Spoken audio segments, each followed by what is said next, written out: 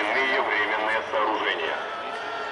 Воздействовать в какой бы то ни было форме на сотрудников органов внутренних дел в целях воспрепятствования выполнению ими служебных обязанностей, а также на представителей общественности, выполняющих обязанности или иное оружие, взрывчатые вещества и боеприпасы, их предметы, использование которых может представлять угрозу жизни и здоровью людей, либо причинить материальный ущерб гражданам и здоровью участников указанных мероприятий или других лиц, либо скрывать свои лица под...